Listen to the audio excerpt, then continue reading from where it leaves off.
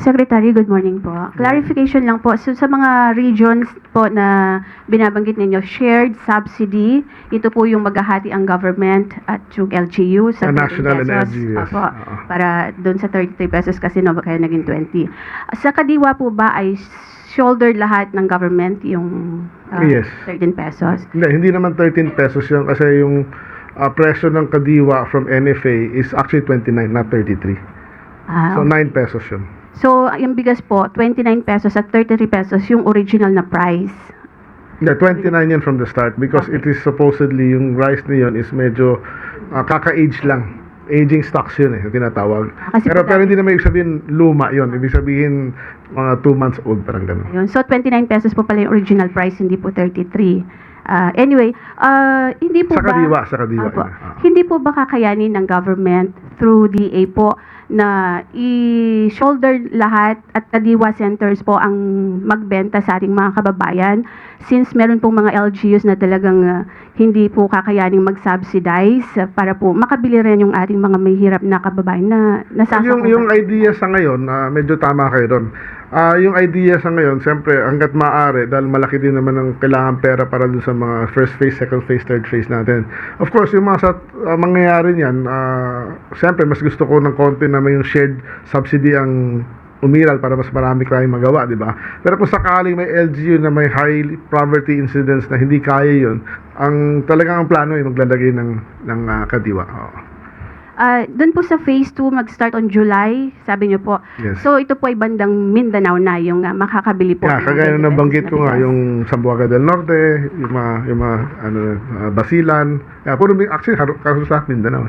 So asahan po ng mga taga Mindanao yung 20 pesos na bigas on July. Kaya nagre-repositioning na kami as of the moment dahil nga it takes, medyo logistically kung nakikita niyo, pati tawi-tawi, yung mga ganun nandun Kaya kailangan Basilan, Isla yan. So it's a logistical concern na inaayos natin. Thank you po.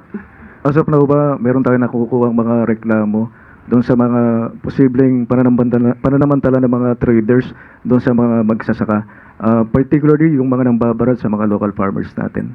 Well, meron na kami listahan of areas na identified na talagang mababa ang bili masyado ng traders sa mga farmers. We have 32 locations na sa Luzon na nakikita at iniimbestigahan na ng opisina ng DA kung sino yung mga traders na bumili na yon. Because we have to identify them and basically may investigation na nangyayari ngayon. Meron na rin kami plano para sa next harvest season ay yung sa mga lugar na yon na medyo nabilhan ng 13 pesos, 14 pesos, 15 pesos ay kami na pupunta ron sa next harvest season. Nakahanda kami bumili at meron na kaming marketing or procurement group na mobile na tatakbo sa mga may balitang area na mababa ang presyo ng palay. Secretary, isa na lang talaga. Doon sa ginagawa niyong investigation, mayroon bang posibleng kasong maisampa doon sa mga nanggugulang sa mga local farmers natin? At anong kaso? Well, technically, wala as of the moment. Pero siyempre, maghahanap kami ng paraan na legally baka maglabas kami ng policy in the future. Parang pinag-aaralan pa ho ito, no? But the idea that is set a floor price. Sa ibang bansa, meron mga ganung patakaran, no? Like in India and other countries. So we are studying the best practices sa iba't ibang bansa so that we can hopefully, but of course, itong mga ganito, we were checking pa kung kailan ba ito batas o pwedeng Department Administrative Order lang. Salamat po, sir. Clay Pardilla, People's Television. Good morning, Sec. Sec, you've mentioned about the phases. When are we planning to expand the distribution of NFA rice or bigas, 20 bigas to Mindanao? Okay. Well, yung phase 1 natin is ngayon na, no? With Negros Island region, sinama region 6, 7, and 8. Just to add, and more details on that, sorry, may kodigo ko dito para I don't miss. Dahil maraming, sa Region 1, first phase, ulitin ko lang, Negros Oriental, Samar, Eastern Samar, Negros Occidental, Northern Samar, Leyte, Bohol, Antique, Cebu, Iloilo, Capiz, Biliran, Southern Leyte, Guimaras, Siquijor, Aklan. Sinama din namin ng Mindoro kasi may clamor from Mindoro na galing sa amin yung bigas bakit wala kami? So sinama na namin sa first phase yan, and we are contacting yung mga governors dyan, no? Oriental and Occidental. Phase 2, ang target namin will be by July, and as mentioned before, yung ang rating namin is based on poverty incidence, ano? So number 1 on sa phase 2 natin in July would be Zamboanga del Norte, which has a 37.7% of poverty incidence. Yan ang isa pinamataas. Pangalawa, Basilan, Cotabato City, Tawi-Tawi, Maguindanao del Sur, Maguindanao, Davao Oriental, Sorsogon, Maguindanao del Norte. Yan ho ang phase 2. Ang phase 3 naman, September, no? The list is Sultan Kudarat, Lanao del Norte, Catanduanes, Agusan del Sur, Sarangani, at Dinagat Island. So yan ho yung tatlong phases natin na i-implement natin for yung tinatawag na shared subsidy, no? Shared subsidy. Sa Kadiwa naman, siguro nabanggit na rin nung the other day ng press namin na sa ngayon 34 ang Kadiwa outlets, no, na meron for the vulnerable sector. By next month, it will be 55.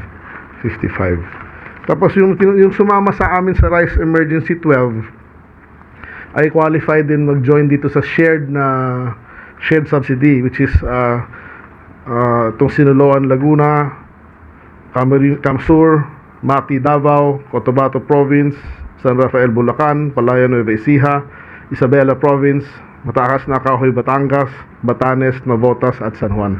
Yan ho. Sir, follow up lang naman po dun sa question ni Kuya Alvin. Ano po ba yung goal ng floor price para sa mga magsasaka? Well, ang goal nun is para makaset tayo ng floor price na hindi sila nalugi. Kasi ang pinakaayaw natin mangyari, malugi yung farmer, di ba? Dahil nga pinaghirapan niya, pinagpawisan. Siyempre, hangad natin kumita. Pinakamaganda. Pero kung sakaling due to adverse conditions or situations, ano, meron pa ring floor price para nga hindi... Ang importante kasi ma-maintain natin tinatawag na planting intention, eh.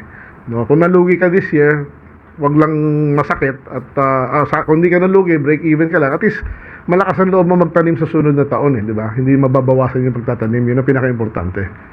So, yun yung idea. And hopefully nga makahanap kami ng batas o ruling na kung hindi sumunod ang isang trader o isang buyer sa floor price, ay pwede nating kasuhan or ma-account sila. Katrina Domingo, ABS-CBN. Sir, good morning. Sir, initially, saan po yung 32 areas? Can you name a few provinces?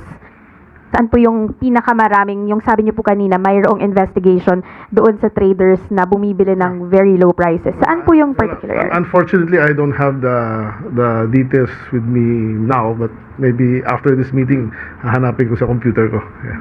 Sir, on the shared subsidy, how much na po yung na-suspend ng government for subsidizing rice for indigent families to pull down the prices to 20 pesos per kilo?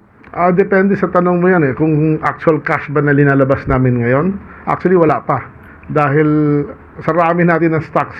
Sa ngayon, ang stocks natin ngayon ng palay is, nung unang nagsasabi ako, 300,000 tons na ngayon, nasa 400 plus thousand na eh. So, lahat yan is yung NFA na bigas na binili galing sa GAA namin. So, yan pa rin yung bigas na binibenta natin. So, technically, except for the logistics of it, wala pang linalabas ang nadagdag pera ang gobyerno natin while selling this rice. Sir, last from my end. Sir, under the in the next 3 years, in the remaining 3 years of President Ferdinand Marcos Jr., would it be possible, how likely is it for the government to extend the 20 peso rice for non-indigents, regular Filipinos? Well, inutos na ho ni Presidente sa amin at sa akin na gagawin na natin to hanggang 2028. Yung formula na lang ang basically pinag-uusapan. Meron na kaming idea sa magkano ka magagastos, pero ang pinakamahirap ma-identify, siyempre hindi naman ito pwede sa lahat ng Pilipino, no? Of course, yung mayayaman, hindi na dapat sila sumama sa programa na yan. Pero so yung ang ina-identify lang namin ngayon through a study is yung sectors na kailangan talagang masuportahan, lalo na mahirap.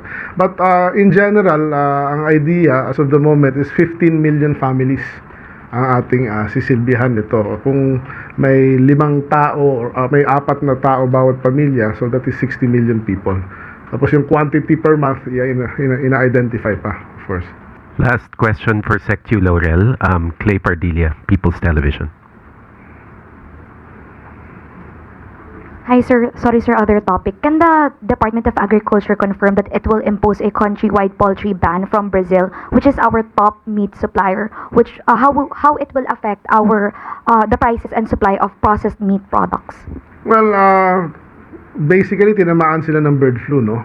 And as of the moment, wala tayong regionalization agreement with Brazil. So, yes, we will have to ban the whole country from exporting chicken to us, no? But of course, hindi lang naman Brazil ang nagsusupply sa Pilipinas, no? Maraming nagsusupply ng frozen chicken to the Philippines. So, magda-divert lang ng market.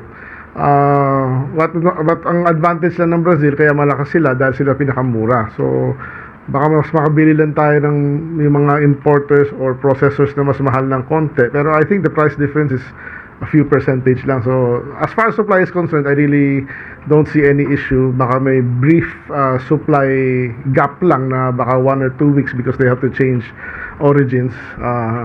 But in general, I don't see any issue because even our local poultry industry is medyo maganda ang production eh. So, wala masyado ako nakikita issue.